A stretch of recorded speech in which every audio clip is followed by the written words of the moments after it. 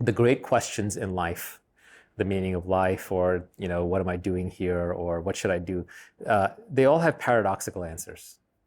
So for example, does life have any meaning? I could say, no, life is meaningless. You arrive with nothing, you die, nothing survives you, you don't remember anything. As far as you're concerned, the moment you close your eyes that last time, the entire universe disappears. It's like a dream that never happened. Poof, no meaning. Okay. On the other hand, I could say, actually, life has infinite meaning. Every moment is connected to every other moment. It's the only thing that actually exists. You can ascribe complete and utter meaning to it, right? Another question you can ask is, am I alone? And yeah, of course, you're completely alone. No one else knows your thoughts. You're a single point of awareness. Nobody else can have that same point of awareness. And any two points are infinitely different in space. On the other hand, you could say, no, of course, you're not alone. The entire universe had to conspire to bring you here at this moment. It's all particle collisions from the Big Bang till now. And then poof, here you are. And and everything that you do is a function of your environment and your genes, neither of which you selected. So you're not alone. You're part of everything. You're an indispensable part of everything. So all of these great questions have paradoxical answers, and that's one of the ways that you're dealing with one of the great questions. And it turns out, if you think it through, the reason when you see these paradoxes, often what you'll find is that the question is being asked, what is the meaning of life? But then it's being answered at two different levels. And one level is a level of the individual separate self, which says, oh, the meaning is just what I ascribe to it. And then sometimes you answer it, there's a sleight of hand, and you answer at the level of the universal self, where you say, well, of course, the meaning is the universe, or the meaning is life itself. Or like, am I alone? If you answer that at the individual level, then the answer is yes. If you answer at the universal level, the answer is no. So the paradoxical answers come from, do you choose to adopt the viewpoint of yourself as a separate person, or do you take the viewpoint of your spiritual self?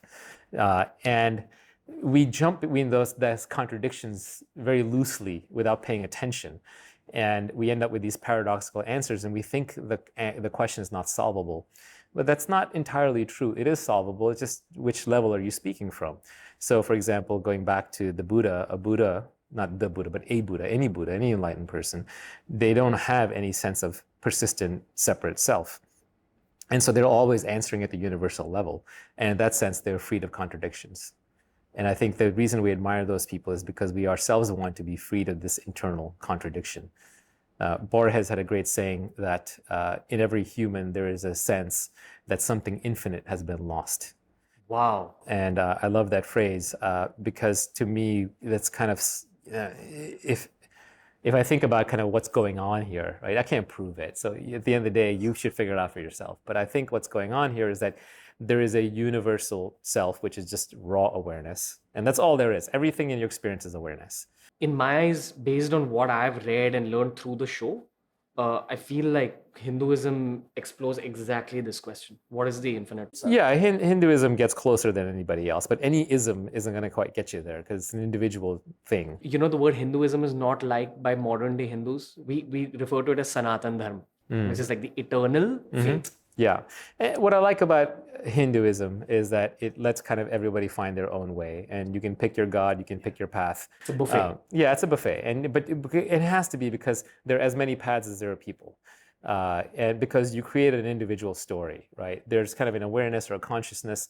Everything that you experience is in this awareness. It arises in the awareness. It's probably made of awareness. It's known by awareness. So what else is there? Everything is intermediated through your awareness. And then on top of that, you layer your identity and your body and your problems and your issues and your achievements and your desires. And then eventually you unlayer all of that and you lose that and you go back to this undifferentiated awareness, which has kind of always been around. It's a hypothesis. I don't know if it's true. A lot of people say it, and I do read a lot of old Indian texts. Oh, really? Yeah. I'm a fan of, obviously everyone says Bhagavad Gita, but I like the Ashtavakra Gita, if you've read that one. Didn't expect you to say that. No, Ashtavakra Gita is amazing. Vasistha's Yoga, which has a lot of the Enlightenment stories. Hermann Hesse wrote that book Siddhartha, which is kind of a fictionalized Buddha story. Then I've read, Raja Yoga and Autobiography of Yogi and all that stuff. Osho, Krishnamurti, blah, blah, blah, De Mello, Michael Singer. If it's, I got into what I would call enlightenment porn. And I tracked down about a dozen of these people in real life, and I interviewed them, and I met them, and I spent time with them, and I meditated, and I did all that stuff. But the conclusion I kind of came to is that you got to figure it out yourself. All of that stuff is inspirational, but you can only kind of do it if you want to. Like right now, I'm on YouTube and I'm watching old Krishnamurti talks. I'm watching Papaji, Muji, Rupert Spira, Ascendor, random YouTube videos. The guy has like 10 followers, but he's enlightened. The YouTube algorithm is really good. It finds enlightened people if you just click around far enough. But obviously, at some level, I'm not fully serious about it, because if I was serious about it, I would be there. But there is a greater truth out there. Again, this is a bit of a compliment to you. In my eyes, the definition of what a Sanatani is in terms of exploration and collecting knowledge, and then coming to a conclusion about life and the divine yourself based on your own experiences and knowledge. Then using the Shastras, the ancient books, as reference points. So that's just how I think we all want to know the truth. And there's little truths, and there's big truths, and there's bigger truths. And this is probably the biggest truth, right? And I did cheat. I skipped to the end. I looked at the answer. Might have been a mistake, to be honest, because the point is not to earn a PhD in enlightenment. It's to actually be enlightened, right? And so I don't know exactly how you get there. There doesn't seem to be a copyable path, but I'm still fascinated with it. My mind is still circling the drain on it. If you enjoyed this clip from The Ranveer Show, we've uploaded a ton of other clips related to a ton of other topics. So explore the channel, because there's something for everyone.